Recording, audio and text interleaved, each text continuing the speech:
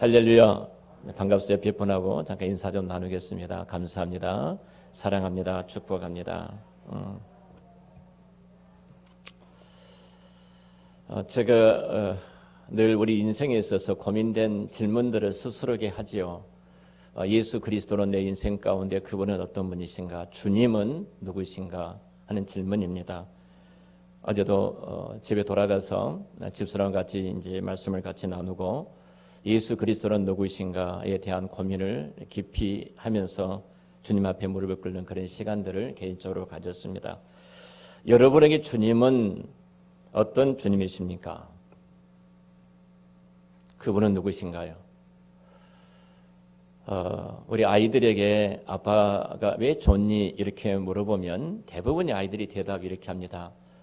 아빠가 좋은 선물을 사주어서 맛있는 것을 사주어서 어디 그 놀이터에 놀러 가주어서 이렇게 이야기를 합니다. 아이들에게 있어서 아빠가 좋던 어떤 의미는 특별한 어떤 심오한 의미가 아니죠. 아이들 곁에서 아빠가 함께 아이들이 좋아하는 것들을 해준 것 때문에 아이들은 좋아합니다. 한번 우리 스스로에게 질문해 봤으면 좋겠습니다. 그럼 여러분은 주님은 어떤 주님이신가? 어떤 주님이신가?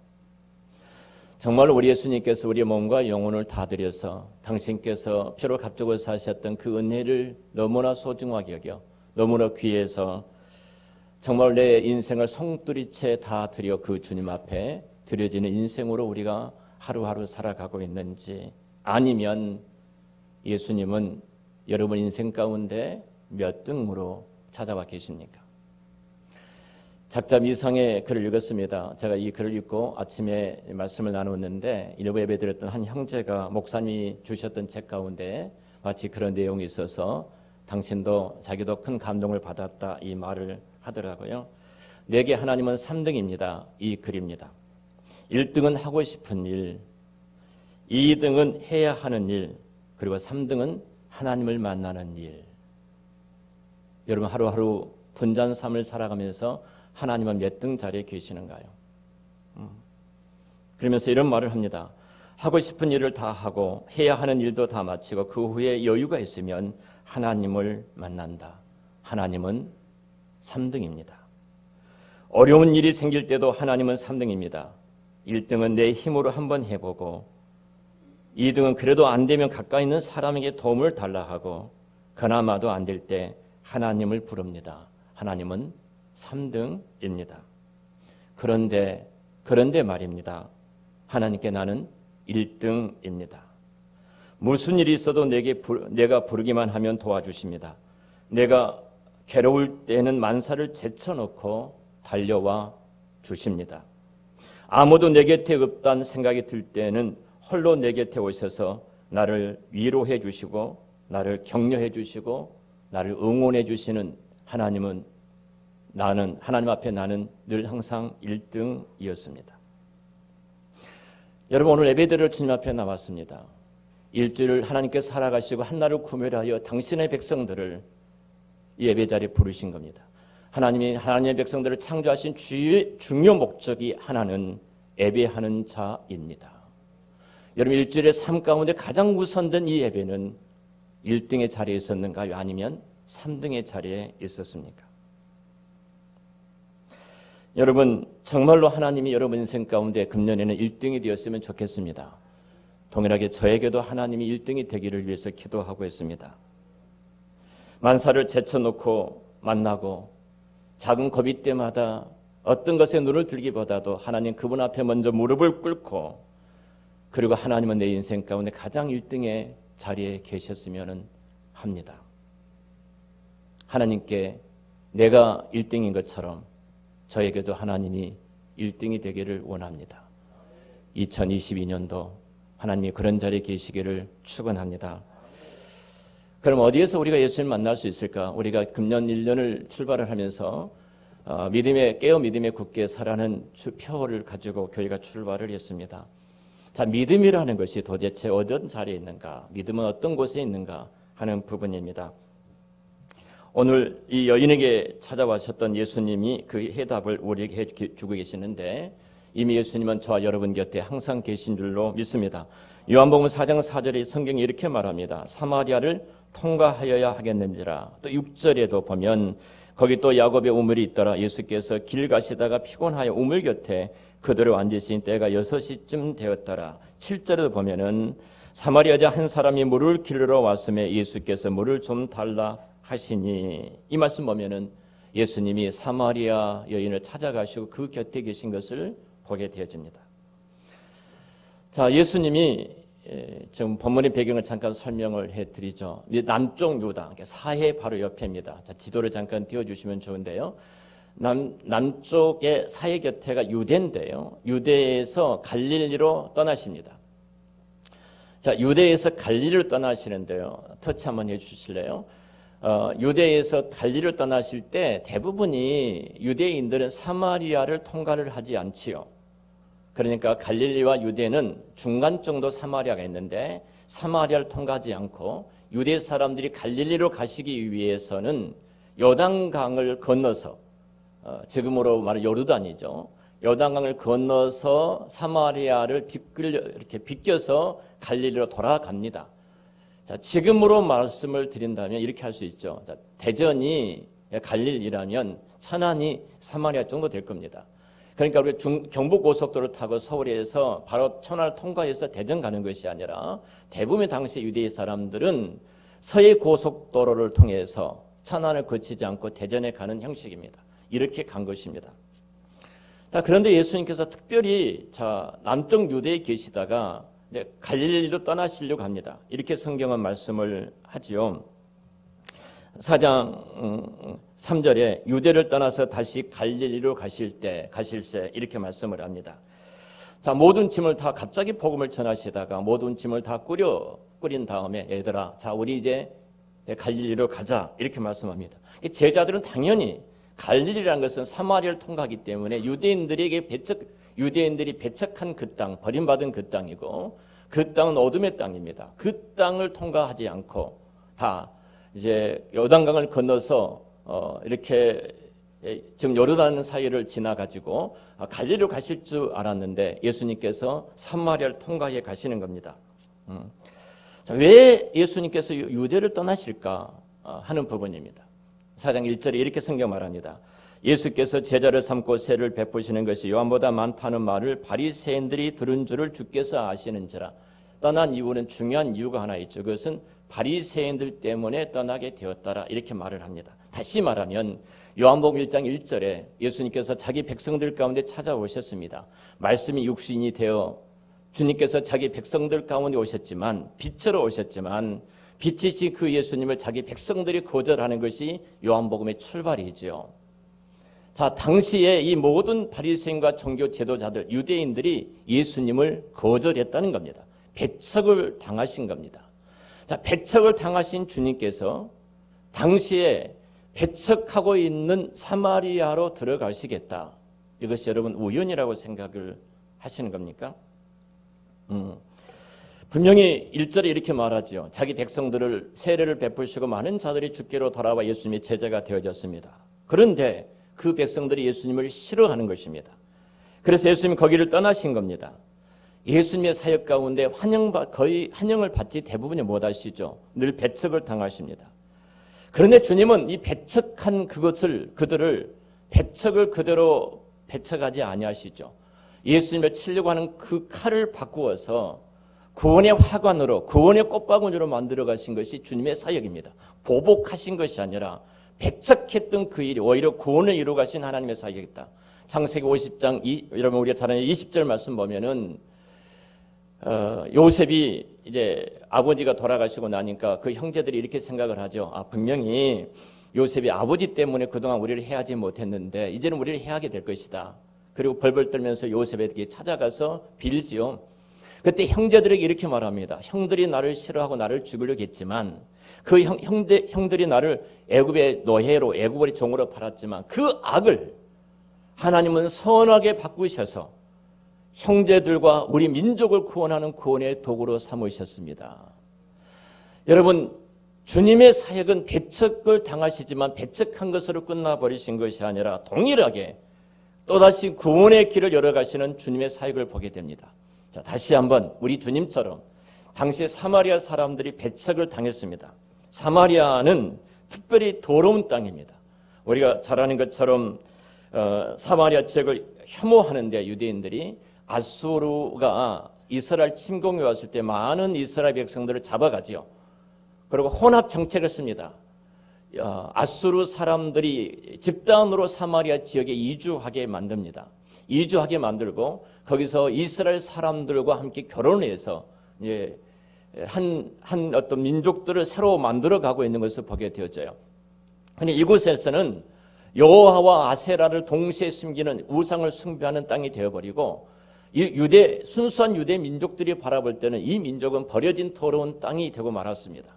상종을 하지 않습니다. 오늘 9절에 보면 이렇게 말씀을 하고 있는 것을 보게 되는데요. 당신은 유대인인데 사마리아 여자에게 어떻게 나에게 물을 달라고 그렇게 말할 수 있겠습니까? 당신들은 사마리아인과 상종도 하지 않는데 유대인들은 사마리아와 상종도 하지 않고 아무리 갈증이 나도 물 한 모금 달라고 요청하지 않았던 그 버려진 땅이 사마리아입니다. 배척을 당했던 배척의 땅이고 버려진 땅입니다. 그런데 우리 주님께서는 유대인들이 배척했던 그 땅을 찾아가십니다. 오늘 4절에 이렇게 말씀합니다. 사마리아를 통과해야 하겠는지라. 사마리아를 통과하게 해야 되겠다. 의지표입니다. 이 말씀이 어떻게 보면은 사실 강한 의지를 담고 있는데요. 미완료 시제를 쓰고 있는데 대일한 이 헬라어를 쓰고 있어요. 반드시 내가 사마리아를 가고야 말겠다. 그러니까 이것을 어느 학자는 신적인 충동이다 이렇게 말을 했어요. 버려진 그 땅이고 모든 사람들이 등 돌린 그 땅이지만 우리 예수님께서 반드시 내가 그 땅을 가고야 말 것이다. 그 땅을 통과해야 된다. 여러분, 강한 의지입니다. 제자들이 이해하지 못하고 납득할 수 없는 일을 지금 주님께서 말씀하고 계시는 것을 보게 됩니다. 왜 예수님께서 그 사마리아를 통과했어야 될까요? 그 강한 의지를 갖고 누구도 돌아보지 않는 버려진 그 땅, 배척당한 그 땅, 배척을 당하신 예수님께서 배척했던 그 버려진 땅을 찾아가고 계신 것을 보게 됩니다. 그것이 바로 복음입니다. 이미 우리는 하나님의 진노를 받을 수밖에 없는, 하나님의 진노 속에 지옥 갈 수밖에 없는 우리들입니다. 우리가 구원받을 수 있었던 자격과 조건이 있어서 하나님께서 우리를 구원하신 것이 아닙니다. 그런데 하나님께서 우리를 구원하기 위해서 당신의 하늘의 그 영광을 버리시고 인간의 몸을 입고 이 땅에 오셨습니다. 그리고 배척당한 그 땅에서 주께서 또 배척을 당하셨습니다. 그리고 예수님을 십자가에 죽였습니다. 그런데 예수님은 그 일을 통해서 그 악을 손용하셔서 자기 백성들을 구원하시고 저와 여러분들이 믿음을 갖고 이 자리에 있게 된 줄로 믿습니다. 반드시 통과해야 되겠다. 이 말씀 속에는 그곳에 중요한 하나님의 어떤 일이 기다리고 있었습니다. 바로 그 일은 소가성에 버려진 한 여인을 구원하시기 위함입니다. 제자들이 납득할 수 없는 일이고 당시 유대인들에게서 사마리아를 들어간다는 것은 상상도 할 수 없는 부정한 일입니다. 그럼에도 불구하고 주님은 구원받을 한 영혼 때문에 그곳을 찾아가신 겁니다. 그리고 구원받을 사마리아 성에 수많은 영혼들이 있기 때문에 양이 목자를 잃어버리고 비참하게 살아가는 그 영혼들을 향해서 주님이 찾아가고 계신 것을 보게 됩니다. 사랑하는 성도 여러분, 한번 돌아보십시오. 저와 여러분들이 예수를 믿게 되고 하나님의 자녀가 된 것이 우리의 의지였습니까? 지금 우리가 돌아보면은 우리 인생 가운데 하나님이 우리를 찾아오셔서 작업했던 그 사건들을 한번 살펴보십시오. 얼마나 심오하고 얼마나 오묘합니까? 상상도 할 수 없는 하나님의 일들이 역사 속에 만세전에 계획하셨던 그 거룩하신 일들을 이루기 위해서 일해가신 하나님의 손길들을 한번 바라보십시오. 예수님은 사마리아에서 이틀 동안 그곳에 유하게 되어집니다. 그 처음에는 이 사마리아 여인이 예수를 만난 이후에 물동이를 버려두고 동네에 들어가서 내가 메시아를 만났다 이 말을 듣게 됩니다. 그러니까 이 동네 사람들이 그 말을 듣고 아 그렇다 그런가 보다 라고 생각을 하죠. 근데 직접적으로 예수님께서 이틀 동안 그곳에 유하시면서 복음을 전합니다. 그리고 그들이 이렇게 고백합니다. 뒤에 42절에 이 놀라운 고백을 하는데 예수께서 이르시되 너희는 표적과 42절입니다. 죄송합니다. 그 여자에게 말하되 이제 우리가 믿는 것을 내 말로 인함이 아니니 이는 우리가 친히 듣고 그가 참으로 세상의 구주이신 줄을 아미로라. 할렐루야. 한번 생각해 보세요. 자, 이 수가성에 버려졌던 한 여인 때문에 메시아라는 말씀을 듣고 주님께서 이틀을 그곳에 더 유하면서 저에게 말씀을 전할 때 이전에는 너의 말을 듣고 메시아가 왔다고 생각을 했는데 그분의 말을 내가 듣고 우리들이 듣고 나서 그분이 참 구주인 것을 알게 되었다. 사마리아 놀라운 부흥의 불길이 타오른 것을 보게 되어집니다. 바로 이것입니다. 주님께서 사마리아를 통행하는 것은 사마리아에 구원받을 수가성에 버려진 한 여인 그리고 그곳에 죽어가는 영혼들이 목자를 잃어버리고 비참하게 살아가는 영혼들이 있었기 때문에 주님은 그것을 통행하여 하겠다고 말씀을 하십니다. 자, 그렇다면 생각해 보십시다. 자, 사마리아 여인이 도대체 어떤 사람이기에 예수님께서 찾아오셨는가 하는 부분입니다. 자, 더럽다고 말하는 사마리아 지역에 이 여인이 살고 있습니다. 남편이 5명입니다. 성경이 이렇게 말하면 지금 남편도 없습니다. 그냥 동거하는 사람에 불과합니다. 당시 남편을 최대한 한 여인이 3명까지 허용이 되는 사회에서 살고 있었습니다. 재혼하고 또 재혼하고 3번까지 그렇게 할 수가 있었어요. 그런데 지금 그가 이 남편이 5명이었고 지금 있는 자도 동거하고 있습니다. 종교적으로 허용되지 않은 그래서 유대 지역에 살 수가 없어서 사마리아 땅으로 갈 수밖에 없는 여인이었습니다. 사회적으로나 종교적으로나 이 여인은 희망이 없는 사람입니다. 바로 그곳이 사마리아라는 곳입니다. 자, 우물가에 물을 뜨러 혼자 왔다. 6시라 하는데 우리 시간 12시 정오입니다. 그 뜨거운 태양열이 장렬한 그 시간에 혼자 물을 기르러 왔다는 것입니다. 대부분의 안악내들이 물을 기를 때는 무리를 지어서 움직이지 않습니까? 샘곁에 보는 많은 안악내들이 함께 모이는 것을 우리는 잘 압니다. 그런데 혼자 외롭게 그곳에 갔다는 것은 모든 사람들이 그를 싫어했던 여인입니다.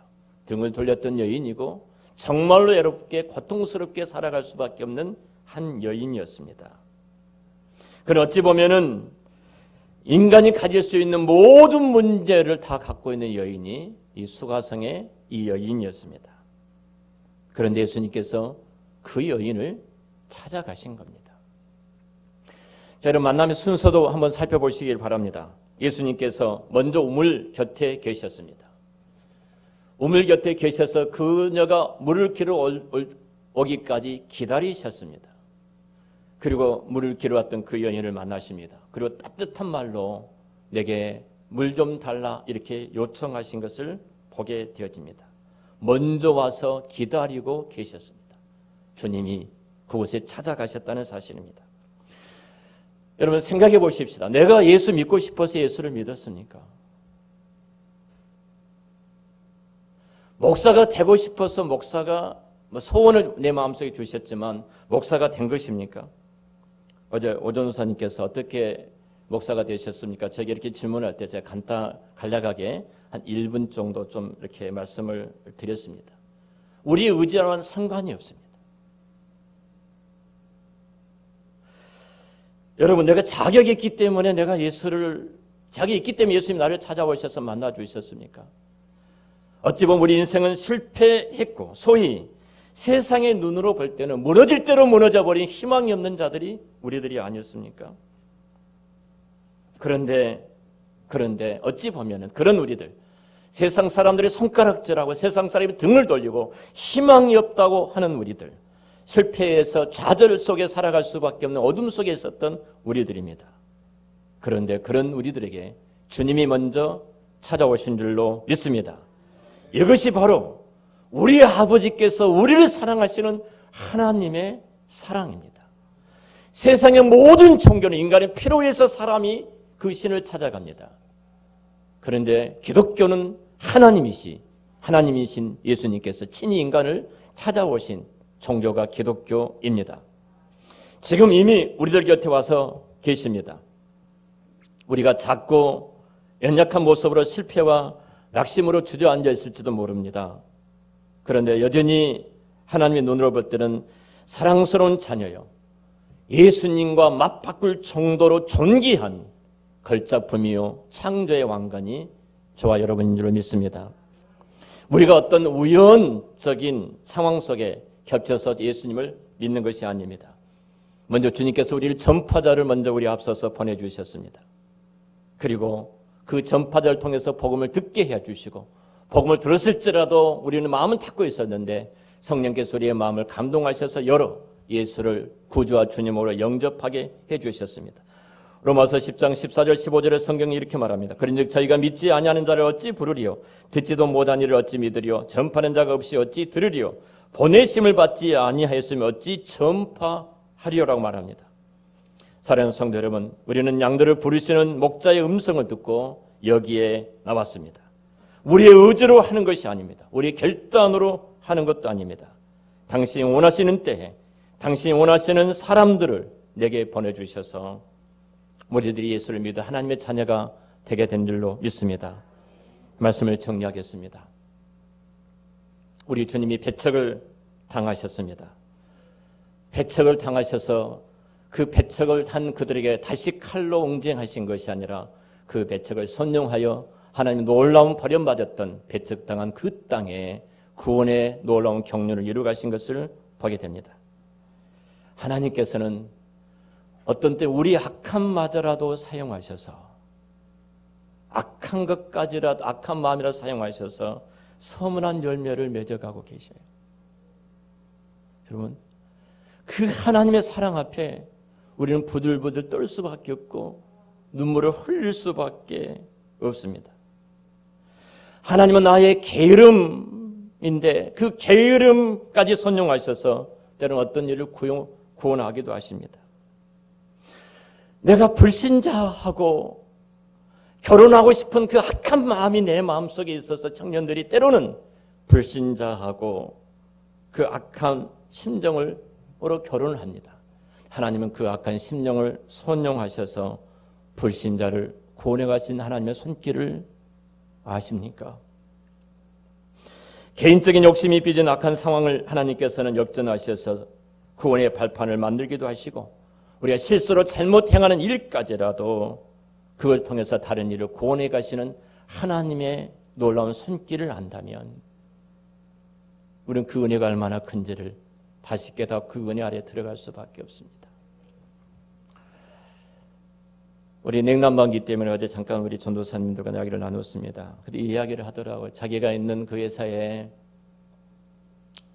참 기독교에 대한 상처를 입은 분이 한 분 계십니다. 근데 당신의 그 아들하고 한 자매가 이제 결혼을 했는데 이 형제가 회사 일을 하고 이런 일 때문에 너무 힘드니까 주일날 예배자 참석하지 못하는 거예요. 그래서 그 자매 어머님이 권사님이신데 너 이렇게 해서는 안 된다, 헤어져라 해서 이혼을 했던 이야기를 들었습니다. 하나님은 그러신 분일까요? 그 집안과 가문에는 기독교에 대한 얼마나 아픈 고통과 상처가 남았을까?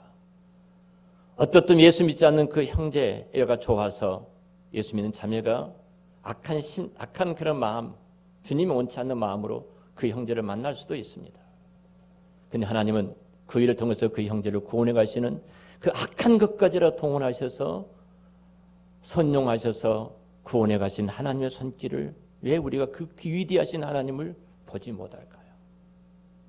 우리가 이 자리에 있는 것이 우리가 정당하고 대접받을 만하니까 우리가 이 자리에 있는 것이 아닌 줄 압니다. 우리는 자격이 없고 소망이 없는 자들이었습니다.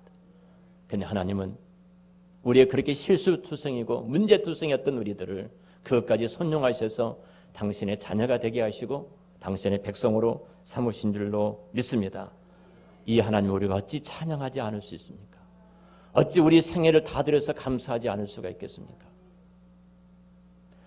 6년 동안 병석에 누워있던 딸의 희망을 위해서 마라톤하는 김호규 씨라는 분의 이야기가 있습니다.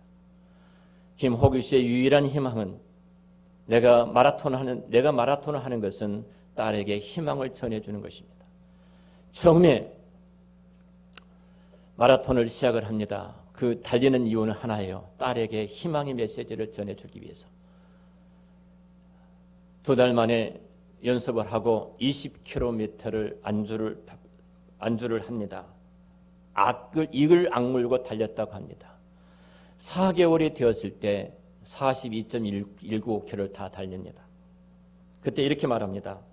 그 상황을 말하기를 30km를 지나갈 때 허리 아래가 완전히 끊어진 것 같았다.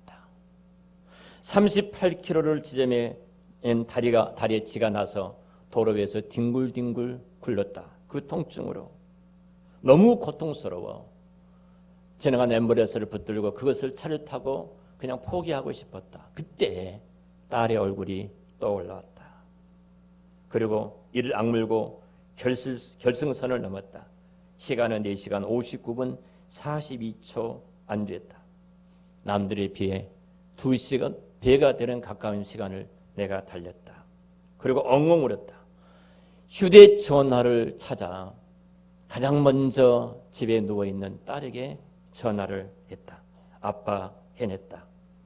그때 딸은 모든 힘을 모아 손에 힘을 모아서 문자를 내게 보내왔다. 아빠 자랑스러워요. 그리고 김 씨는 제일 먼저 집에 달려가서 딸에게 그 완주한 메달을 그에게 걸어 주었습니다. 그리고 이렇게 말합니다. 내 딸 인영이가 일어서는 그날까지 나는 또 달리고 또 달릴 것입니다. 이것이 아빠의 마음입니다. 이것이 하나님 그분의 마음이 아니십니까? 여러분 주저앉아 있는가요? 넘어져 있는가요? 주님은 저와 여러분을 일으키기 위해서 어떻게 뛰어가고 계시는 주님의 사랑을 봤으면 좋겠습니다. 지금 주님은 여러분에게 이미 와 계십니다. 물 좀 달라 가시면서 가장 친근한 모습으로 여러분과 교제하기를 요청하고 계십니다. 이제는 여러분들이 선택하실 차례입니다. 주님께서 지금 사랑스러운 목소리로 지금 말씀합니다. 그 사랑스러운 가장 주님의 말씀이 잘 담겨 있는 것이 아가서 2장 10절부터 14절 말씀입니다. 아가서 2장 10절부터 14절 말씀을 한번 보겠습니다. 나의 사랑하는 자가 내게 말하여 이르기를 나의 사랑 내 어여쁜 자야 일어나서 함께 가자. 겨울도 지나고 비도 그쳤고 지면에는 꽃이 피고 새가 노래할 때가 이르렀는데 비둘기의 소리가 우리 땅에 들리는구나. 네. 13절 무화과 나무에는 푸른 열매가 익었고 포도나무는 꽃을 피워 향기를 토하는구나. 나의 사랑 나의 예쁜 자야 일어나서 함께 가자. 바위틈 낭떠러지 은밀한 곳에 있는 나의 비둘기야 내가 내 얼굴을 보게 하라. 내 소리를 듣게 하라. 내 소리는 부드럽고 내 얼굴은 아름답구나. 사랑하는 성도 여러분, 바위틈 낭떠러지 틈바구니에서 허우적거리며 주저앉아서 울고 있는 우리들에게 우리 주님은 찾아오셔서 말씀합니다. 외롭게 혼자인 줄 알아 있는 혼자인 것처럼 느껴지는 우리들에게 주님은 찾아오셔서 말씀합니다. 그리고 말씀합니다. 주님은 내 사랑한 내 어여쁜 자야 라고 말씀하시면서 함께 우리 일어나 걷지 않겠니? 우리에게 손을 내밀고 계십니다. 주님을 향해 이 시간 우리의 마음의 문을 열고 주님을 바라보며 그 주님과 함께 이 한 해를 살아가시지 않겠습니까? 이 시간 내 마음속에 모든 무거운 짐들을 다 그분께 내려놓고 마음의 문을 열고 주님을 바라보시고 주님을 의지하고 내 사랑하는 내 어여쁜 자야 그리고 손을 내미시면서 내 손을 붙잡고 함께 걷기를 원하시는 주님 앞에 여러분의 모든 문제를 내어드리고 그 주님과 함께 걸어가는 믿음의 힘찬 출발이 시작되시기를 우리 주의 이름으로 축원합니다. 기도하겠습니다.